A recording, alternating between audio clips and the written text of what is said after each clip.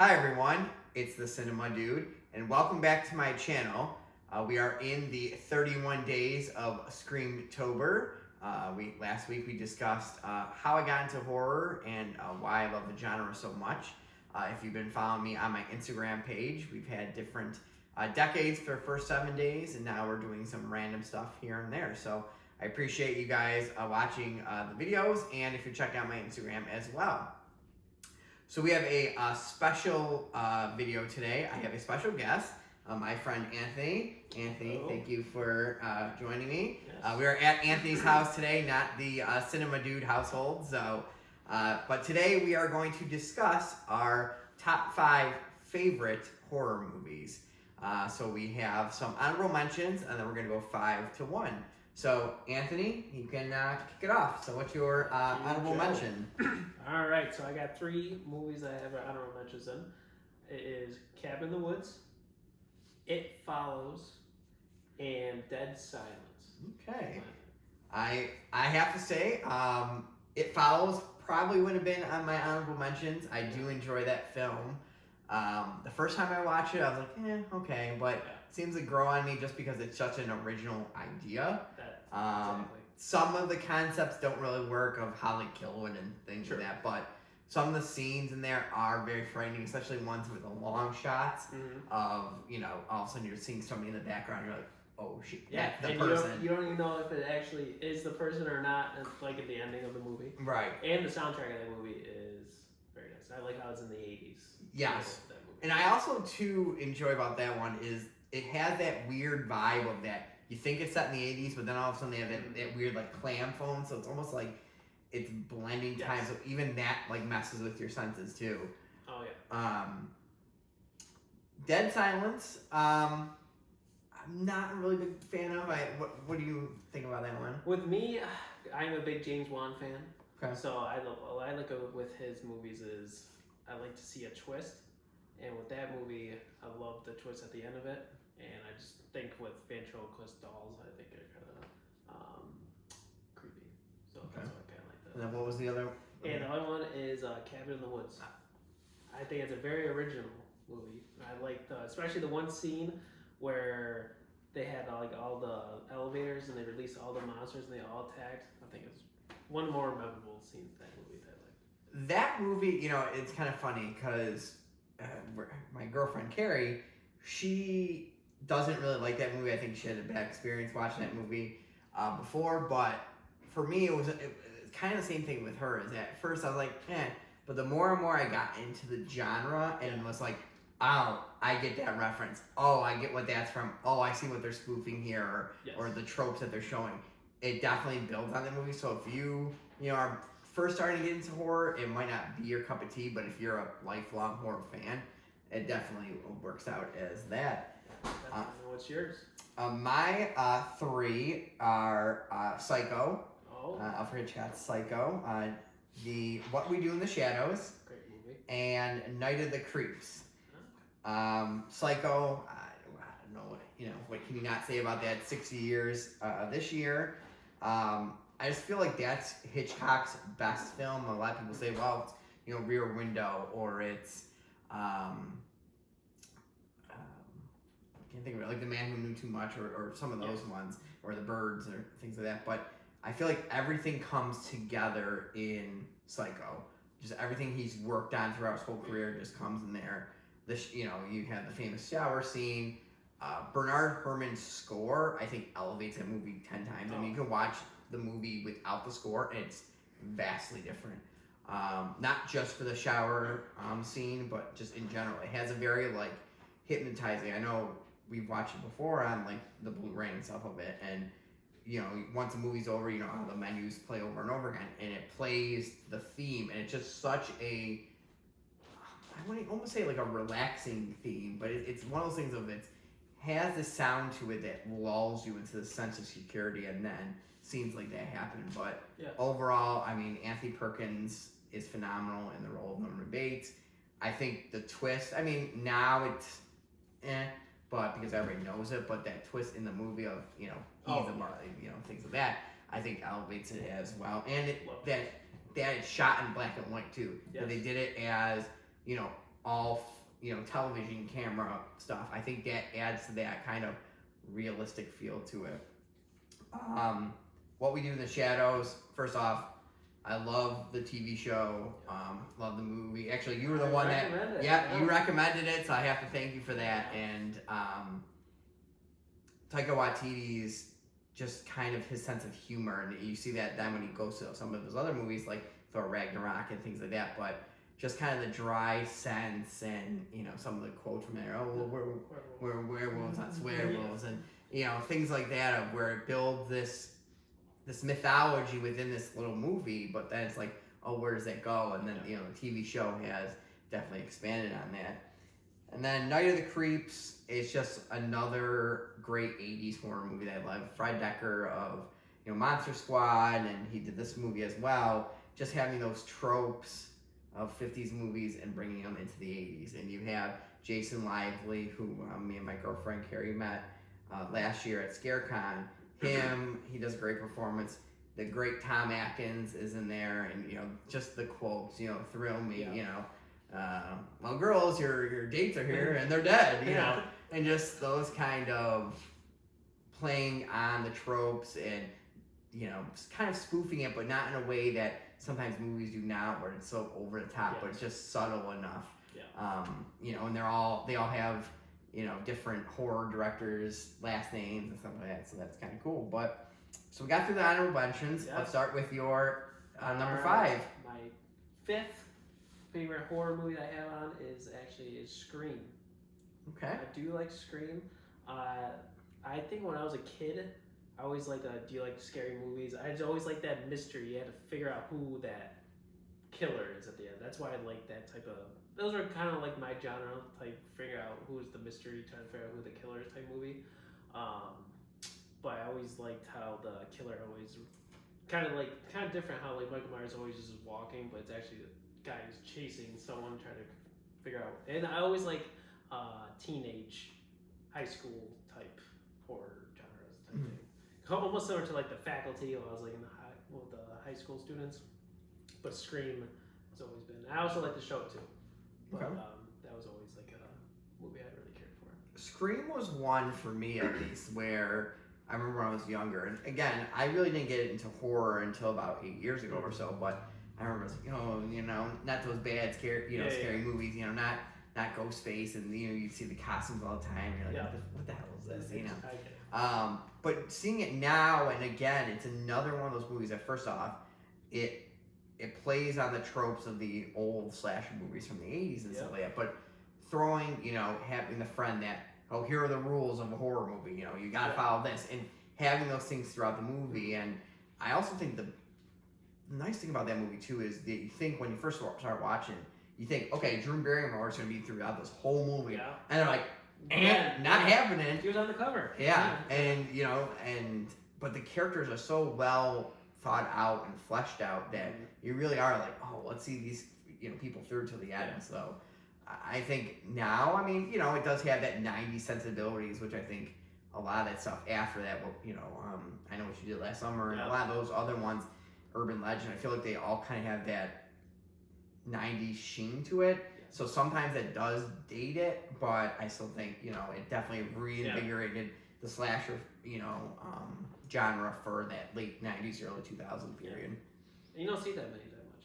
No, you really don't. Really, you had that boom where you had Valentine, you had that, you had the remake of, My Bloody Valentine and stuff like that, but really, once you got into the era of Saw and Hostel and all those, you saw those kind of go down, but now you're in that resurgence again of kind of a whole smorgasbord of, creature features, slashers, and things like that, which I really do enjoy now. I feel like now we've hit a really true modern age of horror and stuff. Sure.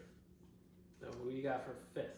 For my 5, it is Steven Spielberg's Jaws. I love Jaws. I just feel, now a lot of people say, well, it's kind of an adventure movie. It's kind of, but it has that creature that just keeps coming and coming and coming, like Michael Myers, or like these kind of characters where it just keeps coming and it's stalking its prey.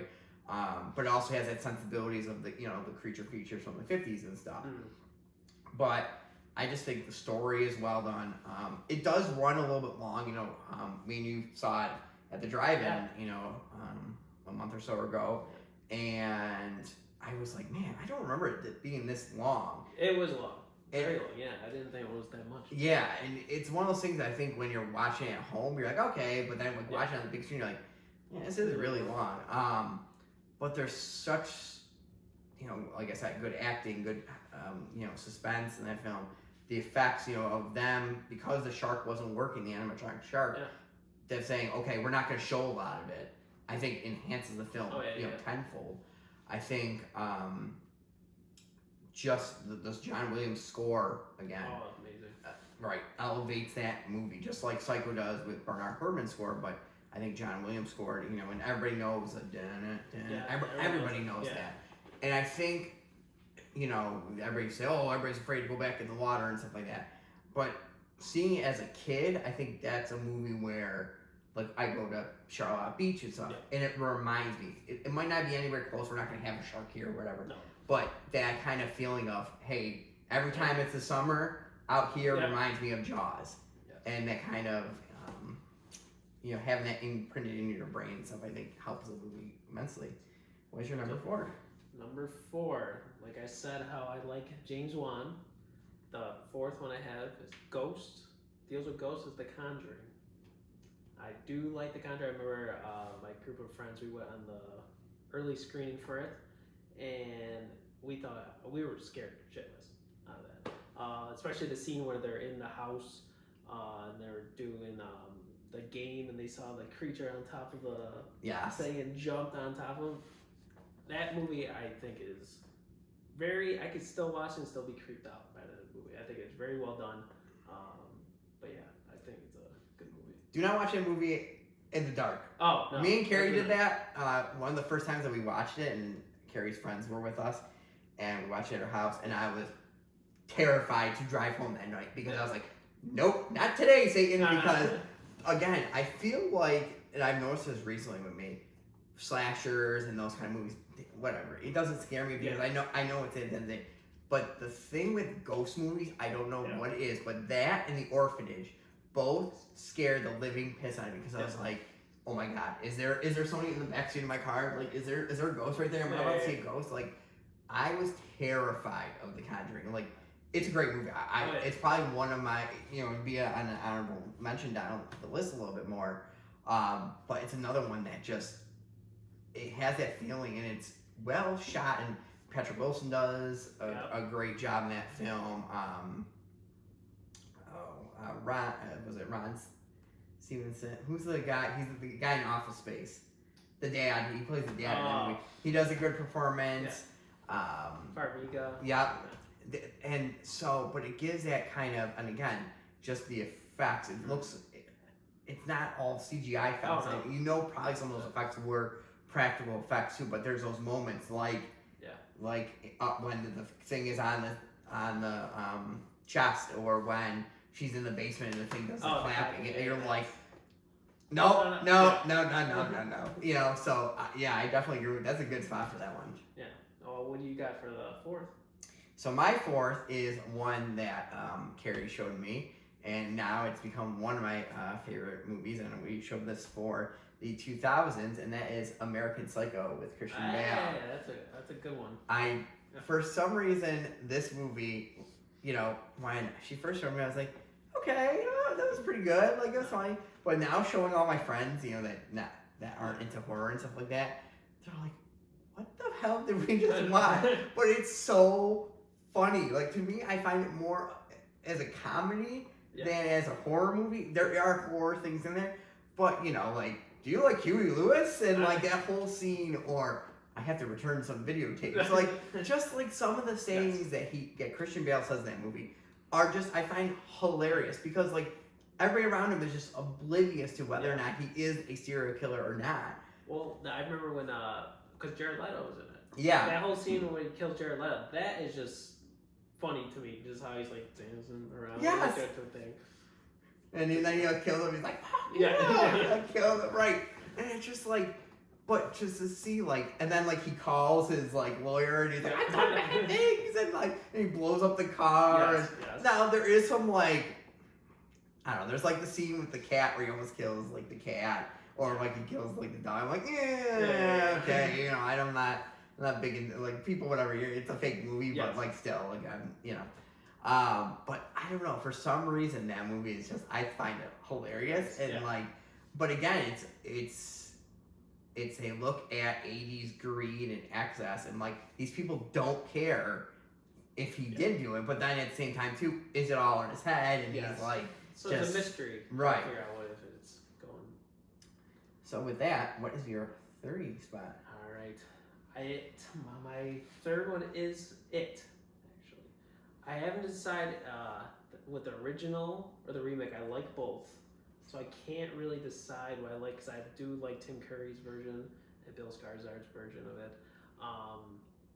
But I try to put it together, just one thing. But I like Pennywise. I always feel like is a creepy character. I feel like they both did a good job with it. So it's kind of hard for me to determine which Pennywise I like better. But I always say that I like the kids version more than when they're adults. Especially in the original with the adult version, like the ending, I didn't care for like the creature that they were teaming up with. Same with the remake. I thought the remake was good, but it was I felt like it was going slow in it. But I felt like the kids in both movies were really good acting. I thought, but especially Seth Green's in the he is in it. I think my go-to Pennywise is Curry. He's not scary per se, but he's just more of unnerving. Yeah. Now, Skarsgård version, he's terrifying. Yeah. But I think the Curry Pennywise gives it a more of just a kind of a gets under your skin kind of creep quality. Yeah. Now, mind you, I feel again, the kids portion, like you said, is better. I think the rest is kind of the 90s miniseries. But again, it was something on TV, so you couldn't go to where a movie might end because that book is so thick that there is a lot to get to. In regards to the two new ones, I put this in on my post the other day. The first one I find is far superior than the second one. I just felt like the first one there would be moments like when they were in the garage looking at a thing, and all of a sudden the giant Pennywise comes, and that's out of nowhere, and I was like, whoa! I jumped in my seat. But I felt like part 2, it was jump scare after jump scare after jump scare after jump scare. So by the middle of the movie, you're like, okay, something's coming right now. Like, but the other one, it built that tension enough where we were like, oh, is something gonna happen? No, nothing happened. And then 2 seconds, then something happens. You're like, oh, Jesus! So that almost false sense of security. So I think from a technical wise, the remake, the first part is the better movie. But like I said, I think I like Curry's performance as Pennywise more. Understand. And I like how in the remake, it kind of had like the first part. There was some humor into it, like the New Kids on the Block type thing. They try to add like comedy into it. But yeah, and I definitely think the cast for the kids in the new one was fantastic. I having Finn Wolfhard be Richie and stuff like that, and then that's the one bright spot of the part 2 was having Bill Hader and then the guy that played Eddie. I think both of them worked wonderful in part 2. Hader especially, because you think, okay, here's comedy guy coming in, and he brings his comedy senses, but he also brings a depth to it as well that I thought was really cool too. And what you got for 3? So my 3, it's a tie as well. Okay. I went with both the 80s Fly, as I have here. Yep. And also the 80s Blob. 2 remakes from, of course, from the 80s that I think improved so much on their original. Now, not that the original Blob and the original Fly aren't bad films. I mean, they're great science fiction films of the 50s. And, everybody knows, help me. Everybody remembers that. And that first one, too, is shot in color. it has Vincent Price in it. The story is actually fairly decent too. So it's not like it's like nothing against that one. And the same thing with the Blob. You have Steve McQueen. You have decent special effects in that original, but I feel like the '80s versions take that and run with it, and it's a special effects, practical effects too. Now, mind you, there is some composite shots in both films that kind of don't age well, but still, the effects in both of them are fantastic. And with The Fly, you have both Jeff Goldblum and Gina Davis, both knocking it out of the park. I mean, to be honest, there is like 3 people I would say in The Fly. It's the one guy, and then Goldblum as Seth Brundle, and then Gina Davis's character as Veronica, and it's really just a 3-person cast for most of the movie. Right. And you have a thing here and there, but they really play off each other. And to see Goldblum's character go from, a nerdy kind of scientist to a guy who's now infused with this power to then a man just deteriorating, just to see that arc in the movie. And there's points in that movie where Jeff Goldblum gets angry, and it's like kind of terrifying because you think of like Jeff Goldblum with bumbling Jeff Goldblum and stuff, but he just turns it on, and just the transformations in that movie too, and like essentially the ending effects where he just kind of falls apart, and it's fantastic. One of my favorite ones.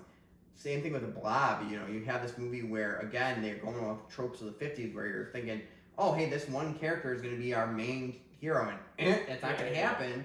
And really, then it becomes Shawnee Smith's character, and she's really the hero of the movie. And, you have Kevin Dillon in there as well. But the effects, again, just how they did some of the stuff of, like, the guy, getting sucked down the drain, or when they had the blob around, like, the phone booth, and or even, the Paul character when he just gets a blob on top of him and he's just literally disintegrating in front of you. Those kind of special effects are so cool, and that's why I personally love 80s horror the best, is because the special effects got to a point where everyone was trying to top each other, and it was all in-camera stuff. Like, literally you could see it in front of you. Here's, this giant mask that they're using as the blob. They're using these, applications and stuff. Or here's this animatronic fly in front of you. It wasn't CGI. I mean, sometimes at the beginning of the CGI era, they were touching up stuff here and there, but again, that really wasn't until the 90s and later when they were really full-blown going into any CGI or computer effects, but everything is just right there. That's what I loved about it. All right, so we're now into our top 2. Yes, we are. What's your second? Well, we are in October, and the holiday is coming up, and I have to say my number 2 is Halloween. I am a fan of Michael Myers, especially the original, the '78 version. I don't know, I just love the whole scenery of everything and just how everything leads up to it. Michael Myers, I would say, is probably my favorite slasher. If I had to pick a genre, any type of slasher movie, I would go to Halloween.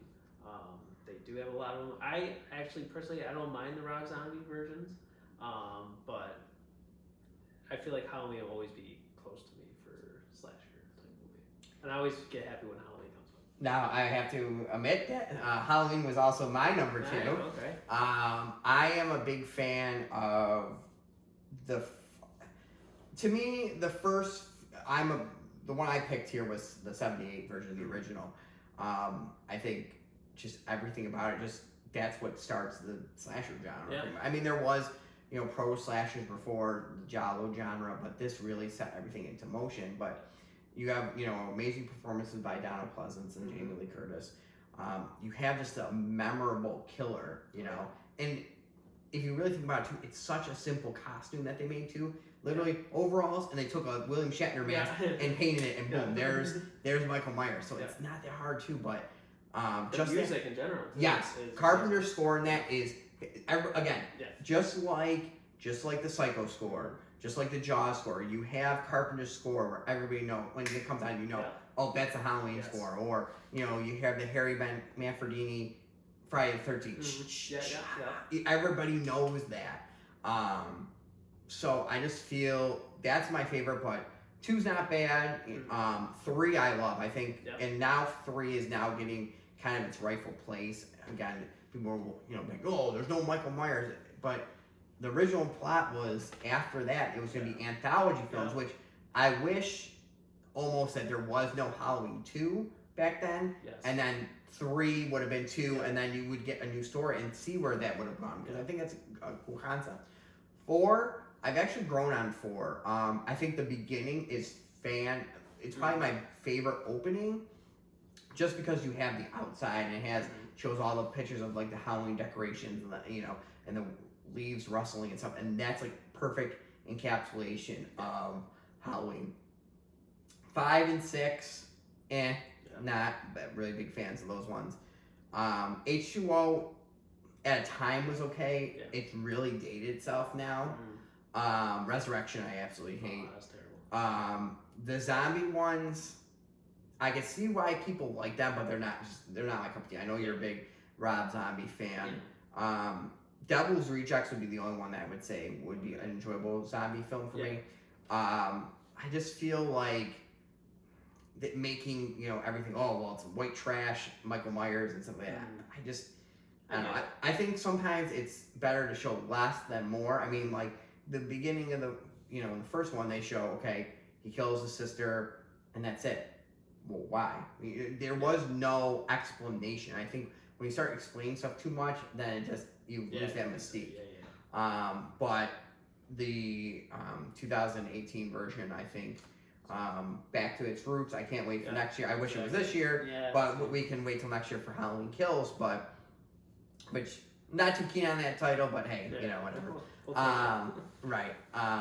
But I definitely think I remember I went to it and just like I was so excited. I'm like, oh, a new Halloween movie, and everyone in the theater was excited for that. And I remember there's the one scene in the new one where a character's head gets smashed, and it was dead quiet in there. And all of a sudden there was a guy in the back, and he was like, "Oh shit!"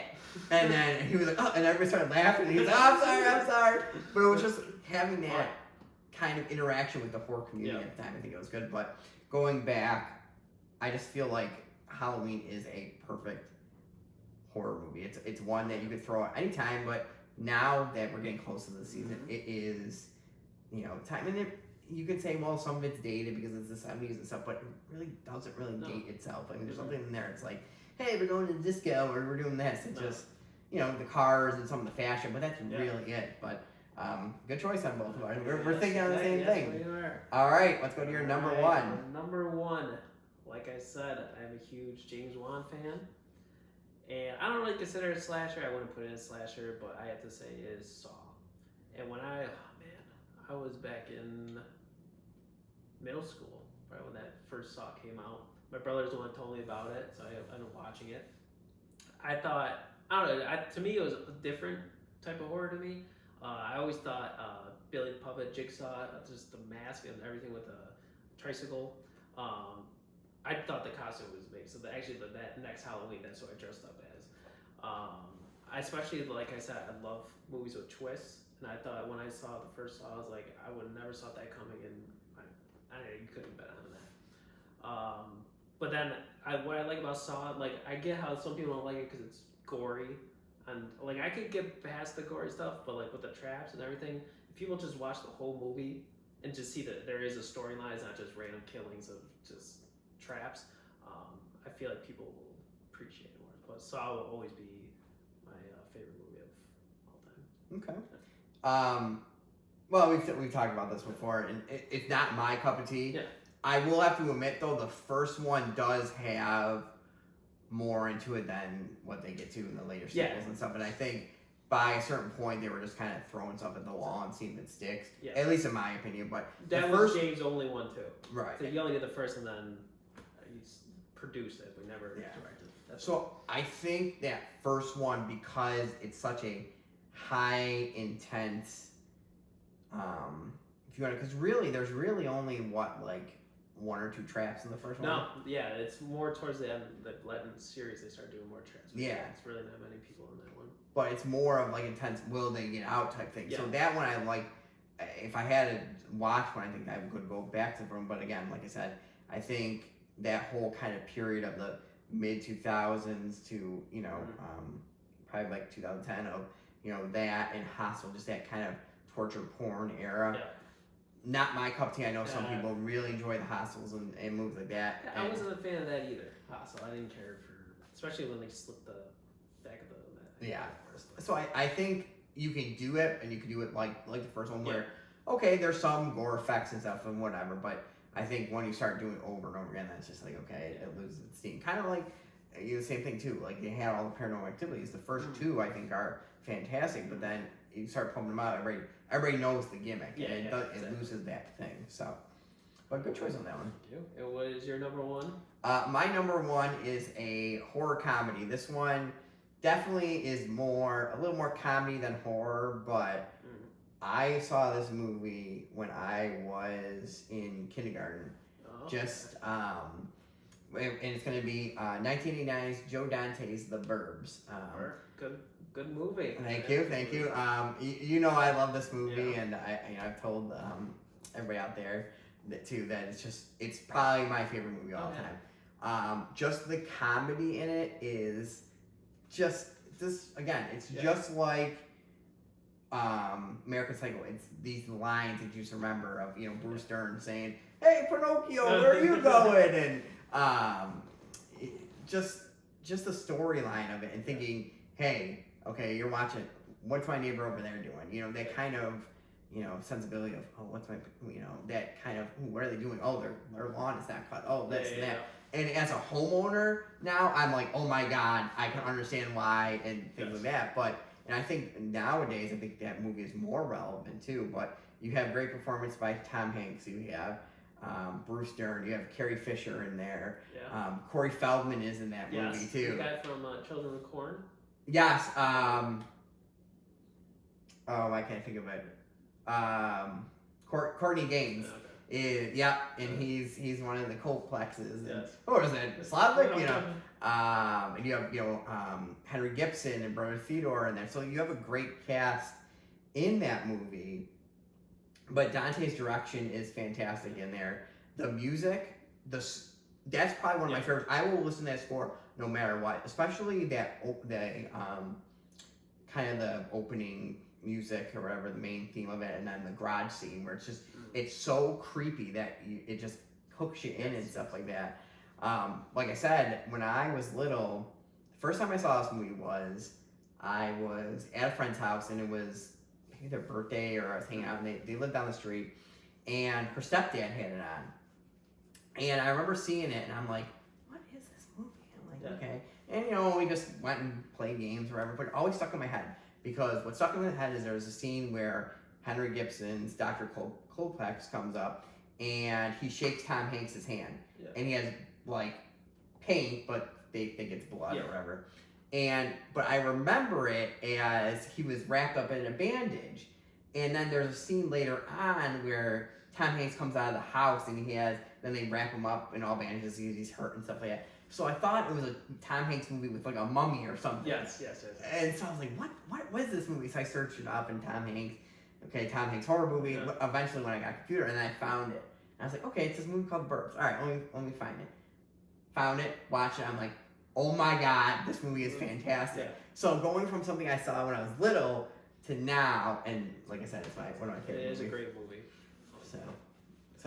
But Anthony, thank you very much for joining us. I hope everybody has enjoyed the video today. Again, join us next week. I will be doing another video for the 31 days of Screamtober. Also, make sure to check out my Instagram page at The Cinema Dude, or you can also search up 31 days of Screamtober. Also, remember to like, comment, and subscribe. Comment below with what your favorite horror movies are. Anthony gave a good list, and thank you again. Yes, thank you. Anthony, where can they find you if you like people to find you on Facebook or Instagram, or are you just a private guy? I am private. I honestly couldn't even tell you my Instagram. And there you go. Look at that. So, but thank you everybody, and remember to be kind and rewind.